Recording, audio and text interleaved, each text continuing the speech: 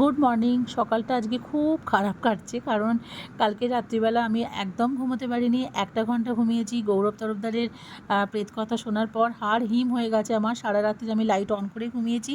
আর এখন বৃষ্টি বাদলা মাথায় নিয়ে এসছি মেয়েকে স্কুলে দিতে। স্কুলের পাশেই ঠিক এরকম একটা পরিবেশ, গা ছমছম করা। আজকে প্রাকৃতিক শোভা একটুও মনে হচ্ছে না, তার কারণ মনে হচ্ছে বোধহয় এখানে রাত্রিবেলা এলে আমি তো হার্ট ফেল করবই করব, কারণ আমার প্রচণ্ড সেই ভয়টা কালকে রাত্রিবেলা এত ভয় পেয়েছি। আর এত সুন্দর করে যিনি বলছিলেন, মানে আমি পুরো ঘটনার মধ্যে ঢুকে গেছিলাম। আর যাই হোক, আমি ওখান থেকে বেরিয়ে এসেছি বদ্রি পাখি কিনতে। আমার খাঁচাতে বিভিন্ন ধরনের রং আছে, কিন্তু আমার নেই হচ্ছে সাদা বদ্রি পাখি। সাদা পাখির আমার ভীষণ শখের ছিল। তাই এই ভদ্রলোককে আমি বলেছিলাম। তাও এই ভদ্রলোক আমাকে ফোন করে বলেছেন, দিদি হয়ে গেছে, আপনি চলে আসুন, পেয়ে গেছি। আর এই যে এই পাখিটা আমি সাদাতে নীলে যে কন্ট্রাস্ট, এই পাখিটা আমি নিয়েছি। তার সঙ্গে এর একটা ফিমেল যে থাকে তাকেও নিয়েছি। আর এই যে দেখছেন পায়রাগুলো, এগুলো সব পাখির দোকানের কাছে না, পাখির খাবার খেতে সব আসে।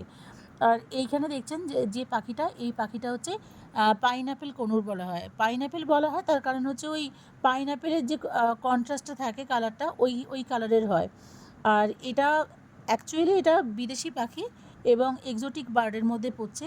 এটা প্যারট প্রজাতির পাখি, কিন্তু এটা পোষা লিগাল। আমাদের দেশে একমাত্র প্যারটের মধ্যে যে ইন্ডিয়ান রিংনেক প্যারট বা আলেকজান্দ্রিয়ান প্যারট, বা যেটাকে আমরা চন্দনা বলি, সেটা কিন্তু পোষা একদমই নিষিদ্ধ। ময়নাও একদম নিষিদ্ধ। কিন্তু এই ককটেল, কানুরের বিভিন্ন প্রজাতি, এগুলো কিন্তু পোষা যায়।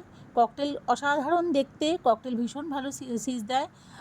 ইচ্ছে তো অনেক রকম পাখি পোষার, কিন্তু মেয়ের প্রতিষ্ঠিত হওয়ার পর, মেয়ের বিয়ে হওয়ার পর আরও ইচ্ছে আছে একটা পাখিদের জগৎ নিয়ে থাকা।